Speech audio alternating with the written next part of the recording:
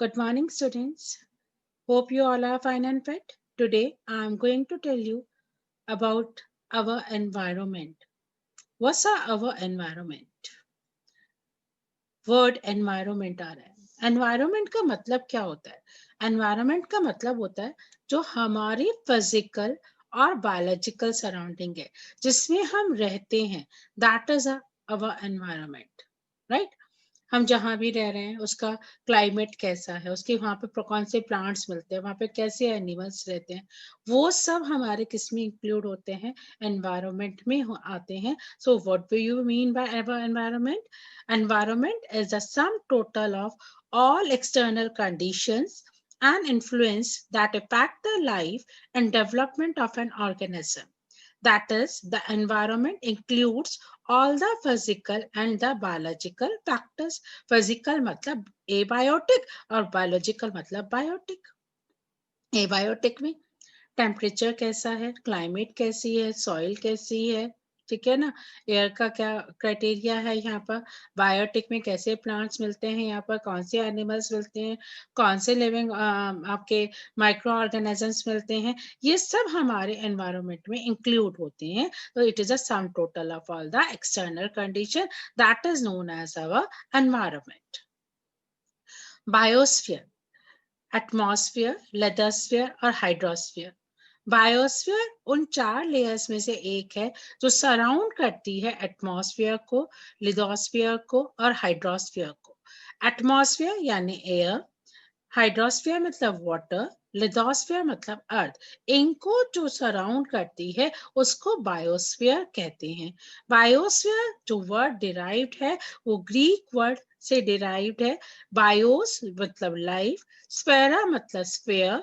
It is the layer of the planet earth जहां पर life exist करती है. ठीक है, where the life exists. It is the layer where the life exists. It is one of the 4 layers that surround the earth along with the lithosphere, hydrosphere and atmosphere, and it is the sum of all the ecosystems. अब हमारे ecosystem में बेटा, हमारे biosphere में 2 type of substances मिलते हैं. One is the biodegradable, other is the non biodegradable. ठीक है, अब ये देखो, ये फ्रूट्स नजर आ रहे हैं आपको, वेजिटेबल्स नजर आ रहे हैं, हेयर है, पेपर है, ये सब हम बायोडिग्रेडेबल में कैटेगराइज करते हैं. जो प्लास्टिक बैग है, हार्डवेयर है, बॉटल्स हैं, इनको हम नॉन बायोडिग्रेडेबल में कंसिस्ट करते हैं. इवन पेस्टिसाइड्स भी हमारे नॉन बायोडिग्रेडेबल में आते हैं. कैसे बताया हमने ये बायोडिग्रेडेबल है कि नॉन बायोडिग्रेडेबल है? आप एक एक्टिविटी करके देखिएगा. वेजिटेबल पिल्स लीजिए, पेपर लीजिए, हेयर लीजिए, प्लास्टिक लीजिए, बॉटल लीजिए. ठीक है, अपने आपके सराउंडिंग में जहां पर स्पेस हो वहां पर सॉइल को डग करके इन सब चीजों को अलग अलग जगह पे बरी कर दीजिए. कॉटन क्लोथ भी ले सकते हैं. ठीक है, कुछ समय के लिए हमने 15 सेंटीमीटर की टाइप उसको दबा के छोड़ देना है, मिट्टी ढक करके छोड़ दो. थोड़े दिन बाद आप देखेंगे आपको ना फ्रूट्स मिलेंगे, ना हेयर मिलेगा, ना पेपर मिलेगा, ना कॉटन क्लोथ मिलेगा. आपको वहां पे क्या क्या नजर आएगा? Plastic bag as it is नजर आएगा, बॉटल एज इट इज नजर आएगा. आपने देखा भी होगा, अगर सॉइल पर अगर हमारे आसपास के सराउंडिंग में कहीं पे कूड़ा पड़ा रहता है, वहां से एक फाउल सी स्मेल आती रहती है. लेकिन जो प्लास्टिक पॉलिथीन होती है, बॉटल्स होती हैं, वो एज इट इज रहती है, उन्हें कोई फर्क नहीं पड़ता. क्यों? क्यों नहीं पड़ता? क्योंकि जो माइक्रो ऑर्गेनिजम्स प्रेजेंट हैं वो फीड करते हैं हमारे इन सब्सटेंसेस को और उनको डिकम्पोज करते हैं. सिंपल फॉर्म में उनको क्या कहा जाता है? बायोडिग्रेडेबल कहा जाता है. जो डिकम्पोज हो जाते हैं by the action of the micro organism. Non biodegradable जो डिकम्पोज नहीं करते हैं बाय द माइक्रो ऑर्गेनिज्म. तो biodegradable, these are those substances which are broken down into simpler harmless substances in nature in due course of time by biological process such as action of microorganism. Example: domestic waste product, sewage, agricultural residue, paper, wood, etc. Non-biodegradable, these are those substances which cannot be broken down into simpler or harmless substance. It may be liquid, solid, or gaseous form, or may be concentrated in the food chain and harm the organism. Example: DDT, pesticide, polythene bag, plastic, insecticides, mercury, lead, arsenic etcetera. ये non biodegradable है क्योंकि ये decompose नहीं करते और जब हम इसे खाते हैं इसका कंसंट्रेशन बढ़ता चला जाता है। पॉलिथीन जो बहुत हार्म पहुंचा रही है, अब देखो पॉलिथीन से कितना नुकसान होता है, अगर स्ट्रिंग एनिमल उसको खा लेगा तो उसकी डेथ हो जाती है। क्यों? क्योंकि वो खत्म ही नहीं होती, वो डिजोल्व नहीं होती ना। ऐसे पॉलिथीन इधर उधर बिखरी रहती है तो वो क्या पॉल्यूशन ही तो कॉज करती है। सी में अगर पॉलिथीन वगैरह को जो डंप कर दिया गया उससे क्या हुआ, पॉल्यूशन क्रिएट करा गया। अब इसका रीयूज भी किया गया बेटा। जो बायोडिग्रेडेबल सब्सटेंसेस हैं वो तो हमारे डिकम्पोज हो जाते हैं, उससे ह्यूमस बन जाता है, फर्टिलिटी के लिए इंपॉर्टेंट हो जाते हैं। लेकिन जो नॉन बायोडिग्रेडेबल होते हैं वो हमारे कहीं यूज नहीं होते। उसके लिए जो एक्शन लिया गया वो ये लिया गया, पॉलिथीन को, प्लास्टिक को यूज करके रोड कंस्ट्रक्ट करने में यूज कर रहे हैं। आज के समय में रोड बनाई जाती है उससे। सबसे पहले बैंगलोर में 100 किलोमीटर का पैसेज बनाया गया था वहां पर, फिर चेन्नई में बनाया गया, अब अपनी तरफ भी बन रहा है। ठीक है ना? तो पॉलिथीन को यूज करके रोड्स बनाई जा रही है, कंस्ट्रक्ट करी जा रही है, ब्रिक्स में बनाने में यूज कर रहे हैं रॉक्स का। अब पहले जो ब्रिक्स बनाई जाती थी वो मिट्टी की बनाई जाती थी, जो सॉइल की टॉप लेयर होती थी उसकी बनती थी, लेकिन अब सीमेंटेड ब्रिक्स यूज होने लगी। ठीक है? तो इस तरह से चेंजेस भी आ रहे हैं। ओके, तो जो बायोडिग्रेडेबल होते हैं वो डिकम्पोज हो जाते हैं सिंपलर फॉर्म में, और जो नॉन बायोडिग्रेडेबल होते हैं वो डिकम्पोज नहीं करते हैं। इकोसिस्टम, अब देखो इकोसिस्टम समझने से पहले आप अपनी सराउंडिंग देखिए। मैंने एक एग्जांपल लिया है यहाँ पर, आप देख सकते हैं यहाँ पर प्लांट्स हैं। प्लांट्स सॉइल से एयर, सॉइल से क्या ले रहे हैं, मिनरल्स ले रहे हैं, वाटर लेंगे। ओके, एयर से क्या लेंगे, कार्बन डाइऑक्साइड लेंगे, सन की लाइट ले रहे हैं, हीट ले रहे हैं, और यहाँ पे प्लांट्स फोटोसिंथेसाइज करेंगे।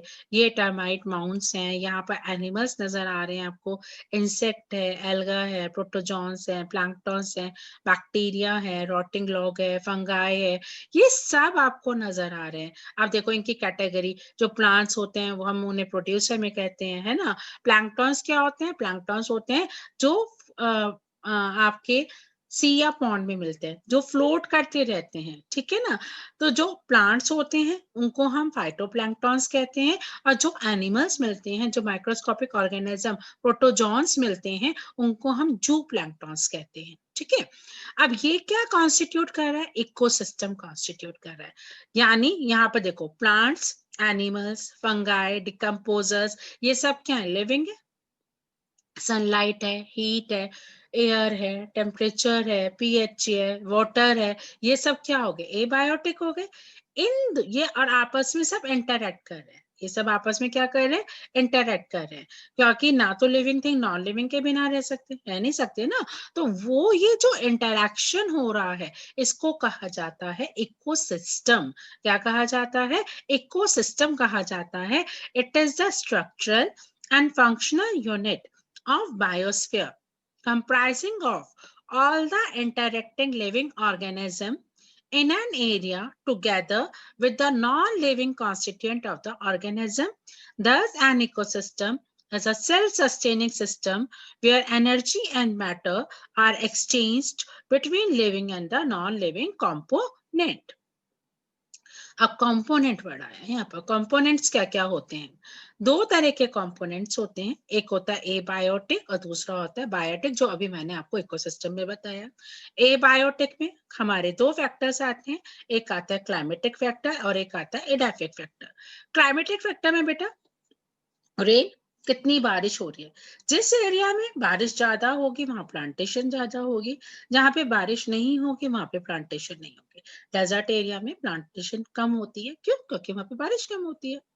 चेरापूंजी हो गया, वहां बारिश बहुत ज्यादा एवरग्रीन रहता है। अपने यहाँ बारिश मॉडरेट होती है, तो यहाँ पे वेजिटेशन सही होती है। लाइट, लाइट का बहुत इफेक्ट है भाई। अगर जहां लाइट पे आप देखो, जब समर में अलग तरह के प्लांट होते हैं, विंटर्स में अलग तरह के प्लांट होते हैं, यानी कि लाइट की रिक्वायरमेंट है। लाइट कितनी मिल रही है उसके अकॉर्डिंग प्लांटेशन होती है। हिल्स पे अलग तरह के प्लांट मिलेंगे आपको, प्लेन एरिया में अलग मिलेंगे, डेजर्ट में अलग मिलेंगे। ये लाइट इंटेंसिटी पर डिपेंड करता है। ठीक है?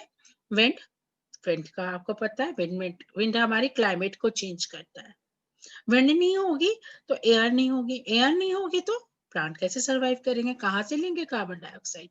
टेम्परेचर, टेम्परेचर ज्यादा हो टेम्परेचर कम हो, इसका भी जो चीज, जो क्रॉप्स हमारी हिल्स पे ग्रो होती हैं वो हमारी प्लेन में इजीली नहीं होंगी, जो प्लेन में होती हैं वो वहां नहीं होगी। क्यों? Due to the change in the temperature ना, टेम्परेचर जहाँ पे वेरिएट करेगा, टेम्परेचर के अकॉर्डिंग हमारी वेजिटेशन होती है, टेम्परेचर के अकॉर्डिंग हमारे एनिमल सर्वाइव करते हैं।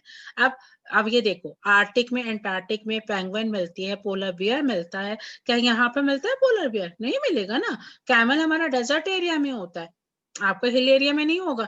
हिल एरिया में हॉर्सेस होते हैं ना। हर एक जगह के एनिमल्स अलग अलग होते हैं, तो according to temperature, according to our surrounding, उसके अकॉर्डिंग हमारी बायोटिक कंपोनेंट्स होते हैं। सॉइल, सॉइल से प्लांट्स क्या ले रहा है? मिनरल ले रहा है, वाटर ले रहा है, ठीक है। पीएच, अगर सॉइल एसिडिक होगी तो भी नुकसानदायक है, सॉइल बेसिक होगी वो भी नुकसानदायक है। मिनरल्स बहुत इंपॉर्टेंट है प्लांट्स के लिए। क्यों? मिनरल्स में आपके सारे न्यूट्रिएंट्स आते हैं, आप लोगों ने पढ़ा है macro nutrient, micro nutrient, carbon, nitrogen, oxygen, phosphorus, sulphur, ये सब होते हैं, प्रेजेंट होते हैं। कुछ ज्यादा क्वांटिटी में चाहिए होते हैं, कुछ कम क्वांटिटी में चाहिए होते हैं। टोपोग्राफी, कैसा एरिया है? हिली एरिया है, वहां पे वाटर कंडीशंस अलग होंगी। डेजर्ट एरिया है, वहां की सॉइल कंडीशन अलग है, वहां का वाटर कंडीशन अलग है।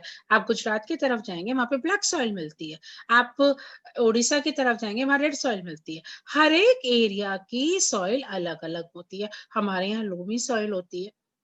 तो ये टोपोग्राफी होती है, इसको क्या कहते हैं? टोपोग्राफी कहते हैं। बायोटिक कंपोनेंट यानी लिविंग कंपोनेंट, जिसमें हमारे 3 कैटेगरीज होती हैं, प्रोड्यूसर, कंज्यूमर, डिकम्पोजर। प्रोड्यूसर में बेटा ऑटोट्रॉफ्स आते हैं, प्लांट्स आते हैं जो अपना खाना खुद बनाते हैं। कैसे? सॉइल से मिनरल लेते हैं, वाटर लेते हैं, एयर से कार्बन डाइऑक्साइड लेते हैं, सन से लाइट लेते हैं, उसको यूज करके फूड बनाते हैं, जो कि किसके लिए यूजफुल होता है? हेट्रोट्रॉफ्स के लिए। प्रोड्यूसर अपना खाना खुद बना रहे हैं, इसलिए उसको प्रोड्यूसर कहा गया। ऑटोट्रॉफ्स जो अपना खाना, ऑटो मतलब सेल्फ, अपना खाना खुद बनाना, जो उन पर डिपेंडेंट है वो हेट्रोट्रॉफ्स हैं, जिनको हम कंज्यूमर्स कहते हैं। कंज्यूमर्स 4 टाइप के होते हैं, primary consumer, secondary consumer, tertiary consumer, quaternary consumers और ऑमनिवोर्स। ये हमारे 4 टाइप के कंज्यूमर्स हैं। प्राइमरी कंज्यूमर हार्बिवोर्स, जो प्लांट्स खाते हैं सिर्फ, वो क्या कहलाते हैं? हार्बिवोर्स कहलाते हैं। सेकेंडरी और प्राइमरी कार्निवोर्स कौन से होते हैं? जो छोटे छोटे कार्निवोर्स एनिमल, जैसे आपका वुल्फ हो गया, डियर वुल्फ हो गया, फॉक्स हो गया, ये आपके सेकेंडरी कंज्यूमर्स में आते हैं। टर्शियरी कंज्यूमर्स और लार्ज कार्निवोर्स में, जैसे लॉयन आ गया, टाइगर आ गया, हॉक आ गया, ये आपके टर्शियरी कंज्यूमर्स होते हैं। ऑमनिवर्स जो दोनों खाएं, प्लांट्स भी को भी खाएं और एनिमल्स को भी खाएं, वो क्या कहलाते हैं? ऑमनिवर्स कहलाते हैं। इसमें आपका मैन आ गया, डॉग आ गया, बियर आ गया, ये सब क्या है? आपके ऑमनिवोर्स होते हैं। डिकम्पोजर्स, ये बेटा बैक्टीरिया और फंगाई जो होते हैं, ये डिकम्पोजर्स कहलाते हैं। ये डेड डिकेइंग ऑर्गेनिक मैटर पर फीड करते हैं। डेड डिकेइंग ऑर्गेनिक मैटर पर फीड करने के बाद इसको, ये आप जो न्यूट्रिएंट्स, जो मिनरल आपके प्लांट्स ने एयर से लिए थे, सॉइल से लिए थे, उसको वापस उनको प्रोवाइड कर देना, ये डिकम्पोजर का काम होता है। उसको डेड डिकेइंग ऑर्गेनिक मैटर पे फीड करना, न्यूट्रिएंट्स को वापस रिलीज कर देना सॉइल में, और सॉइल की फर्टिलिटी को मेंटेन करके रखना डिकम्पोजर का काम होता है। अगर डिकम्पोजर्स नहीं होंगे तो हमारे एनवायरनमेंट में क्लीनलीनेस नहीं होगी। अब सीधी सी बात है, देखो एनिमल्स की डेथ हो गई, आपके लॉयन टाइगर की डेथ हो गई, वल्चर की डेथ हो गई, अब उनको कौन खत्म करेगा? चलो डियर को लॉयन ने खा लिया, लेकिन अब डिकम्पोजर नहीं होंगे तो उनपे कौन फीड करेगा? हमने वेस्ट मटेरियल अपने घर से बाहर निकाल के फेंक दिया, उसको कौन डिकम्पोज करेगा? डिकम्पोजर करेगा, बैक्टीरिया करेगा, फंगाई करेगा, जो उसको सिंपलर फॉर्म में कन्वर्ट करेगा, न्यूट्रिएंट्स को वापस रिलीज कर देगा और सॉइल फर्टिलिटी को इंक्रीज करेगा और हमारे एनवायरनमेंट को क्लीन करके रखेगा। बायोटिक कंपोनेंट क्या, हम डिफाइंस पढ़ते हैं। Biotic component, it comprises of living organisms such as plants, animals, human beings, and microorganisms like bacteria and fungi, which are distinguished on the basis of their nutritional relationship. Abiotic component, it means the non-living part of the environment, air, water, soil and minerals. The climatical or physical factor such as sunlight, temperature, rainfall, humidity, pressure and wind are a part of abiotic environment. Producer, those organisms which produce food by photosynthesis, all green plants and certain blue-green algae. Consumer, which feed directly or indirectly on other consumers for their sustenance, they are called heterotrophs. और मैंने अभी आपको बताया था इसमें herbivores, secondary consumer, tertiary consumer, omnivores, parasites ये सब include होते हैं. Herbivores, that consumes vegetables. Carnivores, those eat the flesh of other animals. Omnivores, that eat plants and animals both. Parasite, that live or in the body of other. Parasite क्या होते हैं? आपने देखा हमारे सर में जूं हो जाती है जिसको हम लाइस कहते हैं, वो पैरासाइट है. ऐसे ही एनिमल्स के ऊपर लीच हो जाता है, लीच सर्वाइव करता है, वो क्या है? पैरासाइट है. वो हमारी बॉडी से ब्लड को सक करता है और अपना फूड लेता है, उनको हम पैरासाइट्स कहते हैं. जो बॉडी से बाहर होगा उसको एक्टोपैरासाइट, जो बॉडी के बाहर अंदर होगा उसे एंडोपैरासाइट कहते हैं. Ectoparasite lice, fleas, leech. Endoparasites protozoans, tapeworm. Decomposers, these are those microorganisms that obtain energy from the chemical breakdown of dead organisms or animal or plant waste. The microorganisms are known as decomposers because they break down the complex organic substances into simpler inorganic substances that go into the soil and are used up once more by the plants. Example, bacteria and fungi. Biome, बहुत important word है बेटा ये biome. Large naturally occurring community of plants and animals occupying a major habitat. आप लोग hills पर गए हो, वहां पे अलग तरह के प्लांट्स, अलग तरह के एनिमल्स मिलते हैं. आप प्लेन में रह रहे हो, यहाँ पे अलग तरह के प्लांट्स एनिमल्स मिलते हैं. डेजर्ट में अलग तरह के प्लांट्स और एनिमल्स मिलते हैं ना. हर एक एरिया के अलग अलग होते हैं. तो ये एक लार्ज नेचुरली अकरिंग कम्युनिटी है प्लांट्स और एनिमल्स की, जो एक मेजर हैबिटेट को क्या कर सकता है? ऑक्यूपाई. हैबिटेट क्या कहते हैं? जहां पे हम रहते हैं उसको हैबिटेट कहते हैं. बायोम देखो, ये सवाना बायोम है, डेजर्ट बायोम है, tropical rain forest, marine, taiga, chaparral, tundra, temperate rain forest, fresh water, ये अलग अलग तरह के बायोम्स प्रेजेंट हैं. बायोलॉजिकल ऑर्गेनाइजेशन क्या है? बायोस्फीयर में बायोम होता है, बायोम के अंदर इकोसिस्टम होता है, इकोसिस्टम से कम्युनिटी, कम्युनिटी के बाद पॉपुलेशन, पॉपुलेशन के बाद स्पीशीज, स्पीशीज के बाद ऑर्गेनिज्म. ये एक बायोलॉजिकल ऑर्गेनाइजेशन का लेवल है. अब इकोसिस्टम तो मैंने बताया जहाँ पे बायोटिक और एबायोटिक आपस में क्या करें? इंटरैक्ट करें for creating a balance system. Community क्या होती है? कैसे इकोसिस्टम कम्युनिटी से डिफरेंट है? क्योंकि जो कम्युनिटी होती है बेटा वो एक स्पेसिफिक रीजन की होती है. हर एक रीजन की एक अपनी कम्युनिटी होती है. अगर आप ह्यूमन बींग्स में भी देखो, अगर आप अपने यहाँ भी देखो, जैन कम्युनिटी, मुस्लिम कम्युनिटी, ये कम्युनिटी कहलाई ना, जहां पर हम लोग रह रहे हैं और इंटरेक्ट कर रहे हैं. इसी तरह से हर एक रीजन में प्लांट्स और एनिमल्स भी तो अपने आप में इंटरेक्ट करेंगे. यहाँ पर एबायोटिक फैक्टर नहीं इंक्लूड होंगे. किस तरह के प्लांट्स और एनिमल्स मिलते हैं वहां पर वो. बायोम से कैसे डिफरेंट है इकोसिस्टम? बायोम एक लार्ज जियोग्राफिकल एरिया है जहां पर आपके एनवायरमेंटल कंडीशन के बेसिस पे स्पीशीज सर्वाइव करती हैं. Biotic factors are specifically adapted to the given set of the abiotic factors. Population, अगर हम पॉपुलेशन देखें तो क्या होता है? पॉपुलेशन किससे बनी? जो लोग एक एरिया में रह रहे हैं, दैट इज अ पॉपुलेशन. जो मेरठ में रह रहे हैं वो मुजफ्फरनगर से अलग होंगे, जो राजस्थान में रह रहे हैं वो मेरठ से अलग होंगे, यूपी से अलग होंगे. ये पॉपुलेशन है. स्पीशीज क्या होती है? जिसमें जो सिमिलर टाइप ऑफ स्पीशीज होती हैं, अ सेट ऑफ स्पीशीज होते हैं जिसमें सिमिलर फीचर्स होते हैं. That is a species. और कम्युनिटी तो मैंने अभी आपको बताया ही है कि population consist of the member of one species जो एक पर्टिकुलर एरिया में रहते हैं, और कम्युनिटी डिफरेंट स्पीशीज। अभी जैसे मैंने आपको बताया जैन कम्युनिटी है, मुस्लिम कम्युनिटी है, पंजाबी कम्युनिटी है, ये कम्युनिटीज हो गई। ये क्या हो गई? कम्युनिटीज हो गई। इकोसिस्टम के type, there are two type of ecosystem. One is the natural ecosystem, other is the man made. Natural जो नेचर से मिले, मैन मेड जो हमने बनाया है, जैसे हमने पार्क बनाया, एक्वेरियम बनाया, जू बनाया, बायोलॉजिकल गार्डन्स बनाए, ये सब मैन मेड इकोसिस्टम में आता है। गार्डन है, क्रॉप लैंड्स है, एग्रीकल्चरल लैंड्स है, ये सब मैन मेड इकोसिस्टम में आता है। नेचुरल सिस्टम में टू टाइप्स के इकोसिस्टम होते हैं, one is the terrestrial, other is the aquatic. Terrestrial में forest ecosystem, grassland ecosystem, desert ecosystem होता है, ठीक है। फ्रेश वाटर इकोसिस्टम में रनिंग वाटर इकोसिस्टम, लॉटिक जिसको हम लोग कहते हैं, और standing water ecosystem, lentic. Standing का मतलब जैसे पॉन्ड हो गए, लेक हो गया, वो स्टैंडिंग हो गया। मरीन इकोसिस्टम जो ओशन का हुआ, that is a marine ecosystem.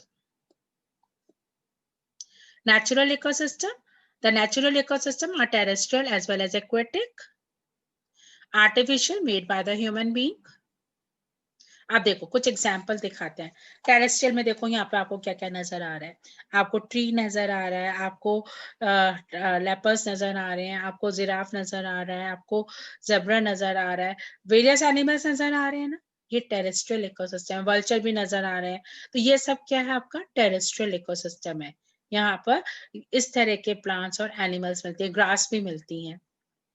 Forest ecosystem, अब देखो फॉरेस्ट इको ट्री बहुत सारे हैं, ठीक है ना। टेरेस्ट्रियल में तो आपको पेड़ कम नजर आ रहे थे, लेकिन फॉरेस्ट में क्या है? बहुत सारे पेड़ हैं, ठीक है। यहाँ पर आपको देखो एनिमल्स भी डिफरेंट नजर आ रहे हैं। आपको डियर नजर आ रहा है, आपको स्नेक नजर आ रहा है, वल्चर नजर आ रहा है, यहाँ पे बेयर नजर आ रहा है, अलग अलग टाइप के एनिमल्स नजर आ रहे हैं। ये फॉरेस्ट इकोसिस्टम कहलाता है। ग्रासलैंड इकोसिस्टम, जहाँ पे ग्रास हो, मेडोज हो, यहाँ पर शीप मिल जाएगा, गोट मिल जाएगा आपको, ये ग्रासलैंड इकोसिस्टम के पार्ट होते हैं। फ्रेश वाटर इकोसिस्टम, अभी मैंने आपको बताया था लॉटिक रनिंग वाटर होता है, जहाँ पे snake, frog, worms, flies and bugs, fish, birds, ये सब मिलेंगे। ये सब आपके लॉटिक सिस्टम में आते हैं। लैंटिक में आपके फाइटोप्लैंक्टन्स मैंने बताया था, जो आपके पॉन्ड्स वगैरह होते हैं, उसमें एल्गा जो फ्लोट करती रहती है, उसको हम फाइटोप्लैंक्टन्स कहते हैं। जो फाइटोप्लैंक्टन्स को छोटे छोटे ऑर्गेनिज्म प्रोटोजोन्स खाते हैं, उनको जू प्लैंक्टन्स कहते हैं। देखो ये यूट्रोफिकेशन पूरा दिखा रखा है इन्होंने, कि जब एल्गा का पूरा वहां पर ग्रोथ हो जाती है, तो ऑक्सीजन नीचे नहीं जा पाती, जिसके कारण एल्गा की जो उसमें एक्वेटिक एनिमल्स है उनकी डेथ हो जाती है। और क्या कॉज करता है? यूट्रोफिकेशन कॉज करता है। एक्वेटिक इकोसिस्टम, देखिए एक्वेटिक इकोसिस्टम में आपका क्या क्या नजर आ रहा है? फिश नजर आ रहे हैं, planktons, bacteria, worms, snails, frogs. Marine ecosystem में देखो अलग तरह के एनिमल्स, हमारे कमर्शियल फिशिंग है, फिश है, जू प्लैंक्टन्स है, डॉल्फिन है, सी बर्ड्स हैं, रेड कॉड है, क्रैब है। तो हर एक जगह पर देखो आपने क्या डिफर कर रहा है, प्लांट्स और एनिमल्स डिफर कर रहे हैं ना, कि यानी वो किस पे डिपेंड कर रहे हैं? हमारे सराउंडिंग फीचर्स पे, कि वहाँ का टेम्परेचर कैसा है, वहाँ की क्लाइमेट कैसी है, इन सब चीजों पर डिपेंड कर रहा है। और उसलिए इकोसिस्टम हर जगह का क्या होता है? अलग अलग तरह के इकोसिस्टम होते हैं, अलग अलग तरह की प्लांटेशन होती है, एनिमल्स अलग अलग तरह के पाए जाते हैं। फिर आर्टिफिशियल में human have created the artificial ecosystem for their own benefit. Artificial ecosystem terrestrial और एक्वेटिक दोनों होते हैं। टेरेस्ट्रियल में फार्मलैंड, जू, टेरेरियम्स आ जाते हैं। अर्बन में सिटी, टाउन, विलेजेस। एक्वेटिक में aquarium, manmade pond, fish farm. ये सब आर्टिफिशियल इकोसिस्टम के एग्जांपल्स हैं आपके। देखिए ये क्रॉपफील्ड, गार्डन, टेरेरियम, तुम लोगों ने देखा होगा फिश का जो फ्लोट करता रहता है, उसमें हम एक मरीन लाइफ क्रिएट करने की सोच जरूर करते हैं। ग्रीन हाउस, जू, एक्वेरियम। और ये देखिए यहाँ पर आपका ये दिखा रखा है कि ग्रीन हाउस कैसे हो सकता है, ये आपका लेक का दिखा रखा है, ये डैम का दिखा रखा है। तो ये 10 एग्जांपल्स हैं आपके मैनमेड इकोसिस्टम के। तो हमने क्या पढ़ा इसमें? What is biosphere? The type of substances, biodegradable, non-biodegradable, biome, various types of biome, ecosystem, various types of ecosystem, natural and the man-made ecosystem, components of ecosystem, biotic and abiotic, and the various types of ecosystem. Hope you have understood this topic. Thank you.